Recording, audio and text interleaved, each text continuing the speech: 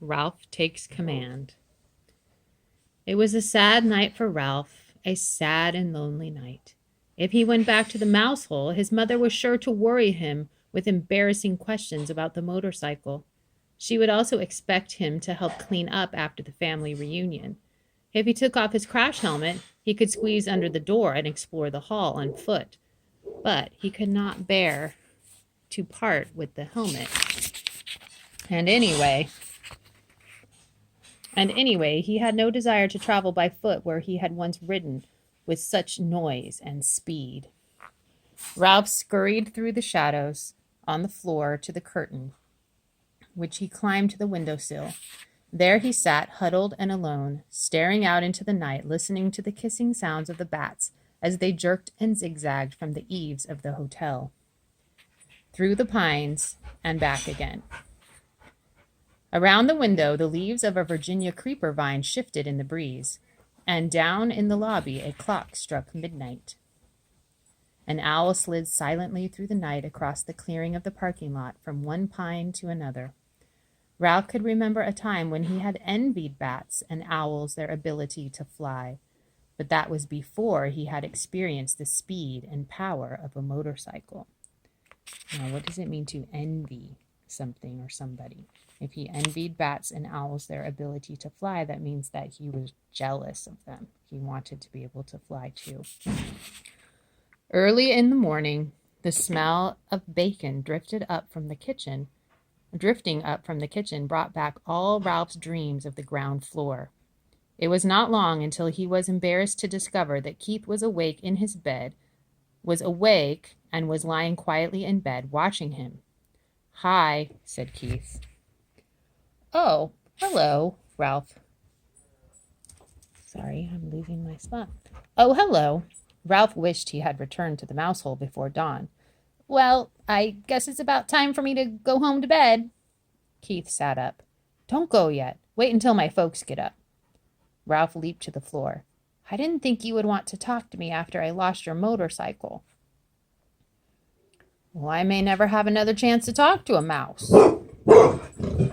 Please pardon my dog. Ralph was flattered. It had never occurred to him that a boy would consider talking to a mouse anything special. "What would you like for breakfast?" asked Keith. You mean we still get room service? After what I did?" "Sure." Keith pulled his knees up under his chin and wrapped his arms around his legs. "You mean you aren't mad at me anymore?" "Well, I guess you might say I'm mad, but not real mad," Keith decided. "I've been lying here thinking, and it wouldn't be right for me to be real mad, because I get into messes myself. My mom and dad tell me I don't stop to use my head." Ralph nodded. "I guess that's my trouble, too. I don't stop to use my head." "They say I'm in too much of a hurry," said Keith. "They say I don't want to take time to learn to do things properly." Ralph nodded again. He understood. If he had waited until he had learned to ride the motorcycle, he would never have ridden off the bedside table into the wastebasket. "I'll never forget the first time I rode a bicycle with handbrakes," reminisced Keith. Reminisced means like remembered. You remember something and tell about it. "I took right off down a hill. I had always ridden bicycles with foot brakes, and when I got going too fast, I tried to put on foot brakes, only there weren't any." "Well, what happened?" Ralph was fascinated. "By the time I remembered to use the handbrakes, I hit a tree and took an awful spill." Somehow, this story made Ralph feel better. He was not the only one who got into trouble. "The hard part is," Keith continued, "I am in a hurry. I don't want to do kid things. I want to do big things, real things. I want to grow up." "Well, you look pretty grown up to me," said Ralph.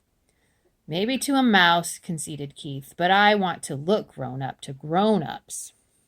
"Well, so do I," said Ralph with feeling. "I want to grow up and go down to the ground floor." "Everybody tells me to be patient," said Keith, "but I don't want to be patient." "Me neither," agreed Ralph. Someone stirred next door in room 216. Well, I guess I better be running along, said Ralph. Say, about that breakfast. Sure, what do you want? How about some bacon? Suggested Ralph, remembering the fragrance that had floated up to the windowsill. And some toast? With jelly, agreed Ralph, and ran off to the mouse hole, eager to tell his family things were not so bad after all. They were still entitled to room service. But when Ralph reached the mouse hole, he found pandemonium. Pandemonium means like everything was crazy, out of control, noisy, running around.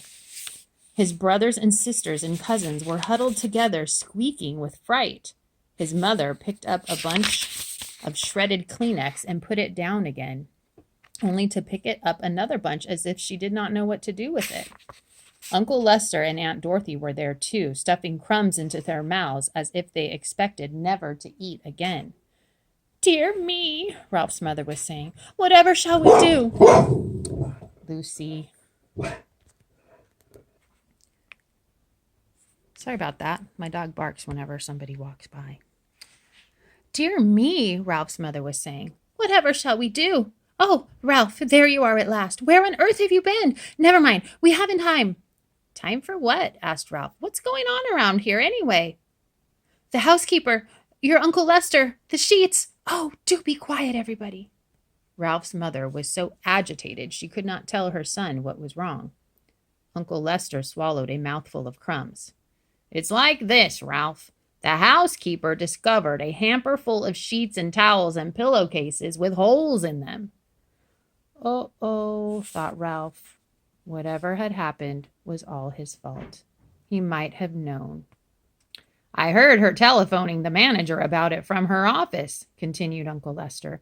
The manager came up and called in all the maids and the bellboys, and everyone had to look at the holes chewed in the sheets. It was quite a powwow. The motorcycle, thought Ralph. What happened to the motorcycle? There might be a chance it did not go to the laundry after all. You didn't happen to see a motorcycle in the housekeeper's office, did you? He ventured. I was listening, not looking out, said Uncle Lester. I am not foolhardy like some people around here. Ralph, you know what this means. His mother managed to pull herself together to say that much. It means war on mice, said Aunt Dorothy ominously. It means traps, poisons, said Uncle Lester. Who knows? This time the management might even spend money on an exterminator. We shall have to flee. There's nothing else to do. And what does flee mean, boys and girls? You have to flee. That means you have to run. You have to escape. You have to get out.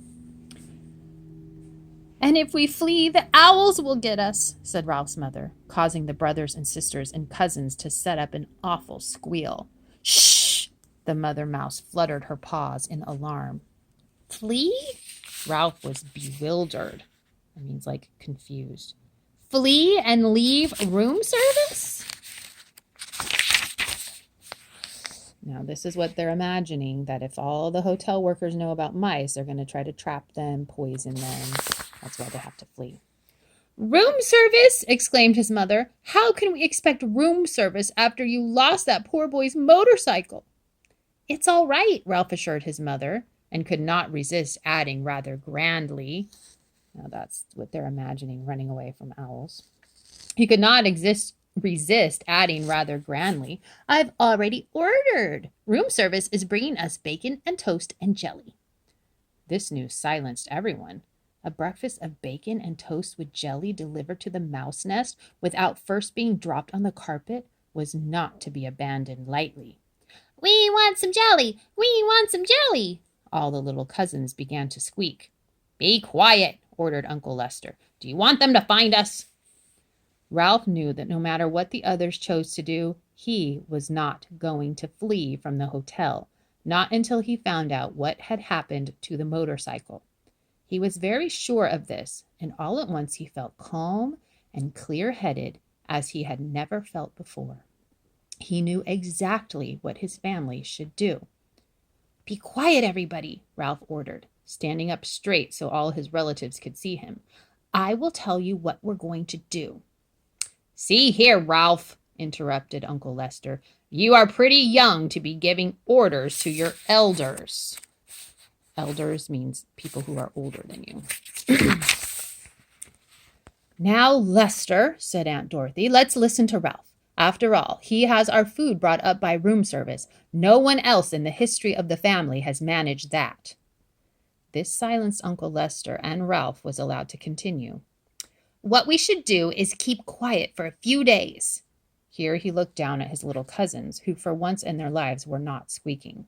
I will arrange for room service to bring our meals so we won't have to go scrabbling around in the woodwork or scrounging around in the rooms. That way we won't be tempted to taste any poisoned food or go near any traps. And if the management doesn't see or hear any of us for a few days, they will forget about us. They always do. Now, just a minute, said Uncle Lester. This boy won't be here long. You know how it is with people. Here today and gone tomorrow. Ralph had the answer. This is only Sunday. He will be here until Tuesday because Monday is the 4th of July and his father said he won't drive in holiday weekend traffic. He always brings us plenty, and if we don't stuff ourselves, we can save enough to last until the management forgets us. Uncle Lester nodded thoughtfully. That seemed like a sound idea. Yes, but Ralph, there's one thing that worries me, said his mother. How are we going to tip room service? When people have a waiter bring food to the room, they always give him a coin or two for his service. We don't have any money. Ralph had not thought of this. If we're going to continue to accept room service, we must do the right thing, insisted his mother. Don't worry, I'll think of something, promised Ralph in the grand way he had acquired since he had ordered a meal sent up to the mouse nest. And that's the end of the chapter.